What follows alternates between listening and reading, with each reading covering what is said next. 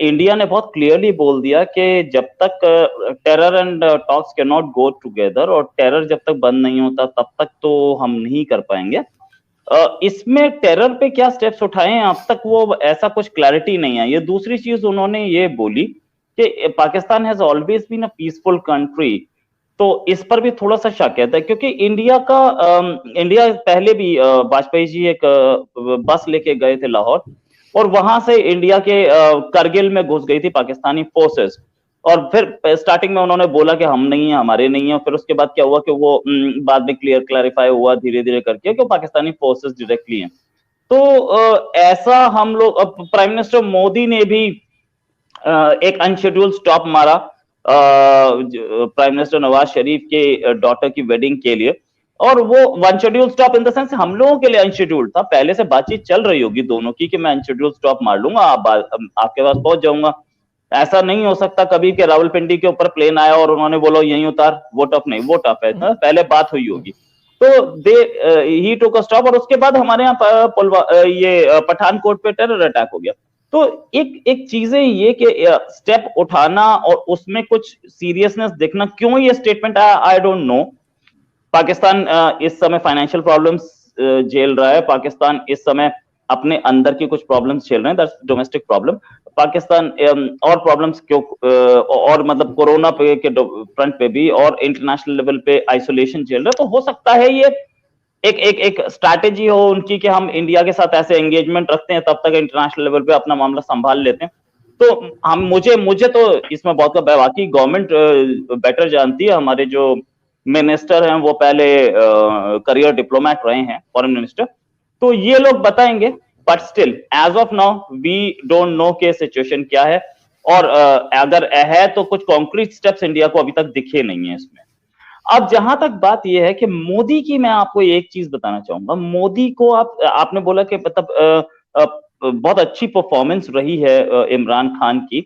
मोदी की एक परफॉर्मेंस पे आप दिमाग लगाइए। मोदी जिस दिन अपना गुजरात के चीफ मिनिस्टर बने, उस दिन से वो लीडर ऑफ हाउस यानी कि सीएम बने। जिस दिन से वो सीएम बने उस दिन लीडर ऑफ हाउस वाली सीट पे बैठे। जिस दिन असेंबली में घुसे उस दिन वो चीफ मिनिस्टर की सीट पे बैठे थे। उसके बाद से जिस दिन वो पार्लियामेंट में बैठे घुसे हैं उस दिन वो प्राइम मिनिस्टर की सीट पे बैठे थे, राइट। मोदी की किस्मत में ऑपोजिशन में बैठना तो नहीं लिखा, ऐसा दिख रहा है। क्यों? क्योंकि he has defied all caste configurations, all religious configurations। Modi ji इस मामले में, मोदी की पॉलिटिक्स को मैं मानता हूं, और फॉर्मर प्रेसिडेंट हमारे प्रणब मुखर्जी बोल गए कि Modi is a quick learner. जिस तरीके से वो इलेक्शन लड़ते हैं, जिस तरीके से कितना खराब डिसीजन ले लें, वो एक डिसीजन था डीमोनेटाइजेशन, 500 और 1000 के नोट बंद कर दिए, वो उसका इतना कंडेम किया गया, उसके बाद भी मोदी केम आउट विक्टोरियस। आप ये समझिए, मोदी जो है मोदी है यार, मोदी के सामने कुछ नहीं टिक। बात रही मोदी की, आप ये समझिए कि मोदी इस समय किसानों के सामने किसानों का एक प्रोटेस्ट भी उनके सामने खड़ा है। लेकिन जब भी वोटिंग आती है तो हर आदमी यही बोलता है यार कुछ भी हो, मोदी ने कुछ भी किया, वोट मोदी को देंगे। आप ये आप पैटर्न्स, वोटिंग पैटर्न्स में देखिए, राइट। तो prime minister Modi has a wonderful mandate. मैं वंडरफुल बोलूंगा क्योंकि ऐसा मैंडेट कोई नहीं तोड़ पाया। मतलब एस्टैब्लिश्ड लोग जो कि अपने वोट बैंक के, इतने चेस्ट वोट बैंक था उनका, मुझे कहीं से खड़ा कर दे तो जिता दे, मायावती, मुलायम सिंह, सबको क्लियर कर दिया। ओके, अब यहां से बात आती है कि सिविलियन सुप्रीमेसी आपने बोला। देखिए सिविलियन सुप्रीमेसी तो है, no doubt about it. Only problem is the way your civilian supremacy is dealing with it. आपके यहाँ डैनियल पर्ल के मर्डर को अभी छोड़ने का आदेश हुआ, उसके ऊपर काउंटर फाइल किया गया। अरे यार एक बार में उसको इस तरीके से डील करना चाहिए था कि मामला वो छूट ही ना पाए। इससे इंटरनेशनल लेवल पे इमेज खराब होती है। और इंडिया में आपने बोला बहुत सारा क्रैक डाउन किया गया नॉन स्टेट एक्टर्स पे। अरे यार यहाँ तो कोर्ट छोड़ रहा है, नॉन स्टेट एक्टर पे आपने 3 को जेल में डाल दिया, वो कल छूट जाएंगे, उसकी गारंटी क्या? तो दैट्स द प्रॉब्लम। मिसट्रस्ट इतना हाई है। मेरे 20 साल पुराने दोस्त जो कि पाकिस्तानी जर्नलिस्ट हैं, वो भी मतलब वो भी ट्रस्ट डेफिसिट इतना हाई है हम जर्नलिस्ट में, बाकी गवर्नमेंट भूल जाइए कि वो भी कुछ बताने के मूड में नहीं होते। हमेशा वो ये बोलते हैं कि आपका कुलभूषण यहाँ क्या कर रहा था और मैं कहता हूँ कि आपका कसाब यहाँ क्या कर रहा था। रोहित, आपसे फाइनल कमेंट लेती हूँ। क्या समझते हैं आपके मीडिया क्या रोल प्ले कर सकता है इन सब टेंशन को थोड़ा सा कम करने में, भारत और पाकिस्तान की? देखिए, टेंशन कम करने की बात जहां तक है, तो आज से कुछ साल पहले की बात है। मैं एक स्टोरी लेके गया अपने बॉस के पास और मैंने कहा, सर ये देखिए, हिंदू और मुस्लिम दोनों के दोनों मिलकर के फेस्टिवल मना रहे हैं। तो बोले, यार ये स्टोरी ना दूरदर्शन को दे दो, जो हमारा ऑफिशियल चैनल है, दूरदर्शन को दे दो, तो गवर्नमेंट चैनल। मैंने कहा, सर है तो स्टोरी बड़ी अच्छी। बोले, यार टीआरपी देखो, टीआरपी किस में आती है? टीआरपी इसमें नहीं आती हिंदू मुस्लिम मिलकर के लड़कुच कर रहे हैं। टीआरपी इसमें आती है कि पत्थर फेंक रहे एक दूसरे को। अब हमारे टीआरपी पे हम लोग अगर लड़ रहे हैं तो ma'am we'll search for the news जो कि पाकिस्तान को गाली देने वाली हो और पाकिस्तान इंडिया को गाली देने वाला हो, तो उसमें तो हम टीआरपी के लिए लड़ते हुए हम यही काम करेंगे। आपको उम्मीद है कि हम लोग अमन की आशा टाइप चलाएंगे, जो कि बहुत पहले टाइम्स ऑफ इंडिया ने चलाया था, उसका क्या हश्र हुआ अब सबको पता है।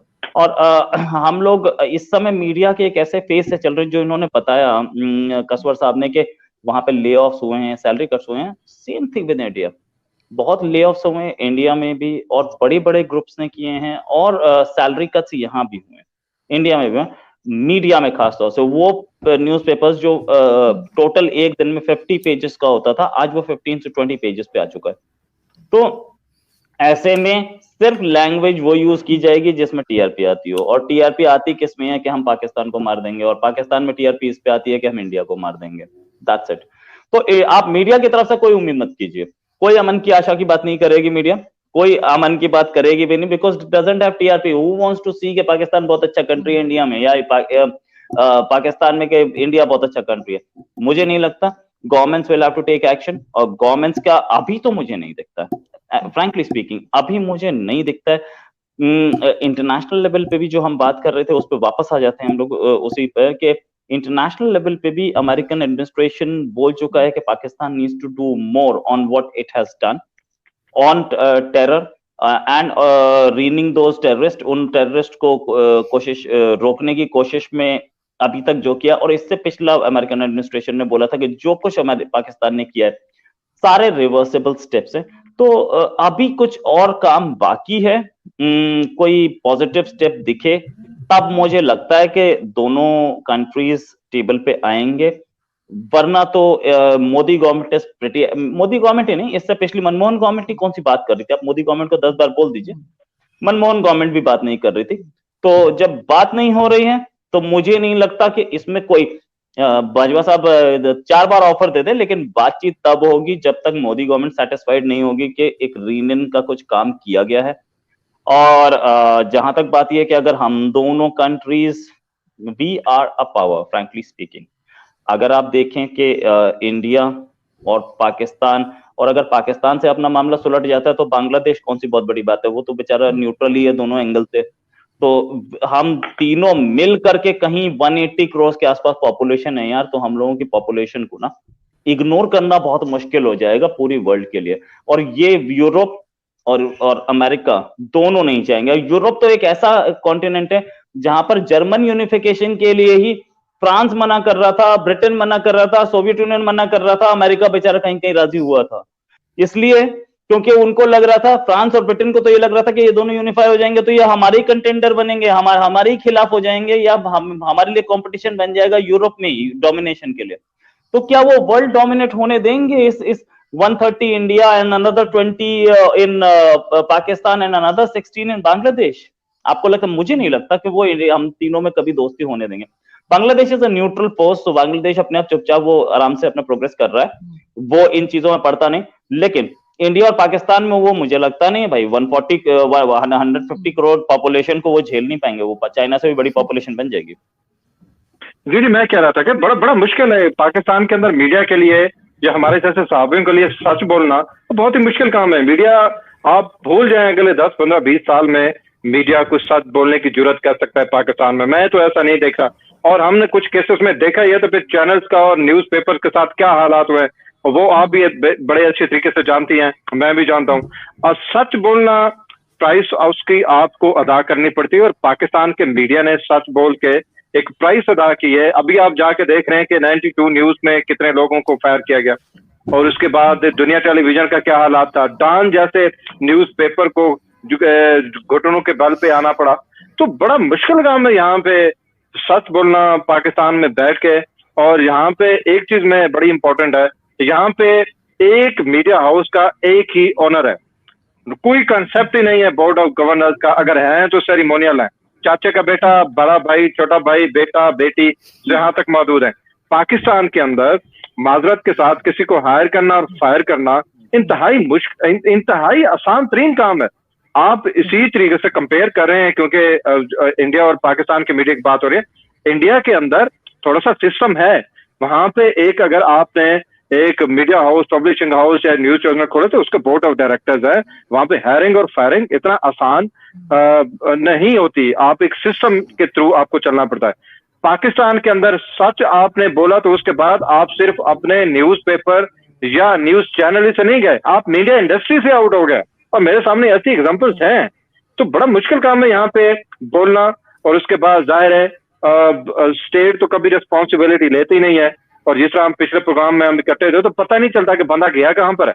तो कुछ दिनों के बाद गॉड फॉरबिड, मैं उसको नहीं बताना, मैं उस पॉइंट पे आने ही नहीं चाह रहा। बहरहाल पाकिस्तानी मीडिया को मैच्योर होना पड़ेगा, और इसको थोड़ी सी अपनी वो जो है ना गश्त शो करने पड़ेंगे। लेकिन मुझे लगता नहीं है कि अगले 15-20 साल में शायद ऐसा हो सकता है। अभी आप देख लें बड़े बड़े हाउसेस में हायरिंग कैसे होती है, उसमें फायरिंग कितना आसान है पाकिस्तान के अंदर। आपने सच बोला तो सिर्फ आपने सफर नहीं किया, आपकी फैमिली सफर करती है। मुझे 2015 के दिसंबर के बाद कोई भी पाकिस्तान के अंदर न्यूज़पेपर या न्यूज चैनल लेने को तैयार नहीं है। तो that comes at A price. तो लेकिन अब ये है कि जिस आप भी कह रही थी कि ठीक है ये एक पार्ट है, एक हमारा एक हिस्सा है। हम जर्नलिज्म अगर करना है तो जरा डट के जर्नलिज्म करो, आपको फेस करने पड़ते सारी की सारी हार्डशिप। मेरे पास कौन से न्यूक्लियर एसेट्स के राज हैं जो मैं उठूंगा तो मैं वहां पे जाके इंडिया में दोस्तों को दे दूंगा, या मुझसे कोई एक्सपेक्ट कर रहे हैं। हमारी बड़ी लिमिटेड वो होती है, सोर्सेज होते हैं, रिसोर्सेज होते हैं, और हम करेंगे क्यों इस तरह से। तो यहाँ पे ढेर सारे फैक्टर्स हैं, और सच बोलना कोई इतना आसान काम नहीं है। आप भी जानते हैं, मैं भी जानता हूँ। मैं अगले 20 साल तक पाकिस्तान में ऐसा नहीं देख रहा। और आखिरी पॉइंट मैं बताऊंगा कि पाकिस्तान के अंदर अगर कोई बड़ी खबर जब भी निकली है तो लोकल मीडिया ने नहीं दी, इंटरनेशनल मीडिया ने दी है। न्यूयॉर्क में बैठा हुआ, वाशिंगटन में बैठा हुआ, दिल्ली में बैठा हुआ जो बंदा है, जो हमारे सीनियर दोस्त 4 बैठे हुए, वो पाकिस्तान में से अच्छी खबरें निकाल रहे हैं। बिकॉज क्यों? वो इसलिए उसके पास सोर्सेज हैं, रिसोर्सेज हैं, और सिक्योर हैं, और इसलिए वो अच्छा काम भी कर रहे हैं, सच भी बड़े धड़ल्ले के साथ बोलते हैं। पाकिस्तान को जितने भी बड़े इंटरनेशनल इदारे कवर करते हैं उनके जो ब्यूरोज हैं वो दिल्ली में है। वॉल स्ट्रीट जर्नल देख रहे हैं, न्यूयॉर्क टाइम्स को आप देख लें, और या जितने भी बड़े इदारे हैं वो वहां पे हैं। क्यों? उसकी वजह यह है कि they feel score there to some extent, to great extent. Pakistan में ऐसा नहीं है। उसामा बिन लादेन की खबर हो तो पाकिस्तान में पता ही किसी को नहीं है। अगर किसी को दी तो इतनी जरूरत नहीं हो कि वो उसको दे सके। जब तक अमेरिका से खबर स्टोरी ब्रेक नहीं हुई उसके बाद पीपल वर साइलेंट। तो ये ऐसा मेरा ख्याल है कि 20 साल तक, 20 साल या उसके बाद ही पता नहीं होता है या नहीं होता। इस वक्त पाकिस्तान के अंदर सबसे जो जिवाल पजीर हुई है इंडस्ट्री, वो मीडिया इंडस्ट्री है। इमरान खान को प्राइम मिनिस्टर बनाने में जितना ही इसका किरदार था, इमरान खान ने आने के बाद सबसे पहले बेड़ा इसी का घर किया है। तो मैं नहीं देख रहा अगले 15-20 सालों में पाकिस्तान का मीडिया को सच बोलने की हिम्मत रख सकता है। थैंक यू सो मच कि आप दोनों ने ज्वाइन किया। और बिल्कुल जैसे कैसवर ने कहा है, बिल्कुल ठीक बात है कि पाकिस्तान में बहुत हिम्मत चाहिए कि आप अगर सच बोल रहे हैं, और चाहे आप सोशल मीडिया पर हों, चाहे आप यूट्यूब पर हों, या आप पाकिस्तान के किसी भी टीवी चैनल पर हों, वहां पे बैठ के, यानी मैं खुद अभी ज्यादा पुरानी बात नहीं, ख्याल है 2 महीने पहले ATV जो है वहां पे गई थी, और उन्होंने मेरे शो के बाद उसको 2 हफ्ते तो ऑन एयर ही नहीं किया, और उसके बाद जब किया है तो उसमें कहीं इतनी ज्यादा एडिटिंग की है कि मुझे लग रहा है कि ये मैं मतलब उसमें कहीं नजर आ रही हूँ, अब सारी बात काट दी। तो यार बुलाते क्यों हो? मैं कहती हूँ मत बुलाया करो, मैंने उनको कहा बुलाते क्यों, आपको पता है मैं आपकी तरह नहीं बोलूंगी। बात सुने, यूट्यूब या सोशल मीडिया के ऊपर पाबंदी लगी तो उसकी जिम्मेदारों में से टॉप पे आप होंगी। अगर ये यूट्यूब या ये सोशल मीडिया बंद हुआ, आपको हमने इल्जाम देना नहीं, इतनी खरी बात है ना, क्या करें?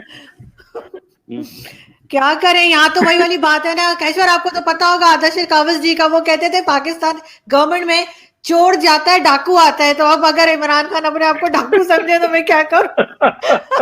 थैंक यू सो मच, आप लोग ऐसे ही हंसते रहे, खुश रहे, महफूज रहे, और कैशवर स्पेशली यू अपना बहुत ख्याल रखिएगा। Thank you so much. Thank you. Thank you. नमस्कार।